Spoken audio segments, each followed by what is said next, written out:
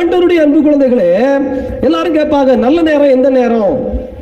கடிகாரத்தில் இல்ல, சுத்தி போற சூரியன்ல இல்ல.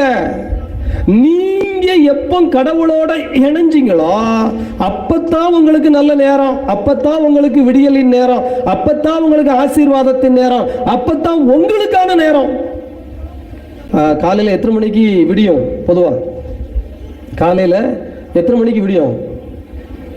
6 மணி. எல்லாரும் சொல்ற பதில் இதுதான், உங்கள்கிட்ட மட்டும் இல்ல, ஸ்கூல்ல போய் கேட்டாலும் பசங்க தான் சொல்லுவான். காலையில் எத்தனை மணிக்குடா விடியும் அப்படின்னா 6 மணிக்கு ஃபாதர் அப்படிமா. ஒரு பையன் டெய்லி காலையில் 8 மணிக்கு தான் எந்திப்பான்னு வச்சுக்குவோம். அவனுக்கு எத்தனை மணிக்கு காலையில் விடியுது? எத்தனை மணிக்கு விடியுது? 8 மணிக்கு தான் விடியுது. அவன் 8 மணிக்கு தான் டெய்லி எந்திப்பான். அவன்கிட்ட போய் நீங்க காலையில் 6 மணிக்கு விடிஞ்சதுன்னு அந்த பையன் சொன்னா அது உண்மையா பொய்யா? 6 மணிக்கு அவனுக்கு விடியல. சூரியன் எப்போ விடியுதுங்கிறது இல்ல விடியல், நீங்க எப்போ முழிச்சிங்கிறது தான் உங்களுக்கான விடியல், உங்களுக்கான கண் திறப்பின் நேரம், உங்களுக்கான வேலையின் நேரம், ஆசீர்வாதத்தின் நேரம். ஆண்டவருடைய அன்பு நிறைந்த குழந்தைகளே, ஆண்டவரோடு இணைந்து விட்ட ஒருவருக்கு இணைந்த நேரம் ஆசீர்வாதத்தின் நேரம், இணைந்த நேரம் விடியலின் நேரம்.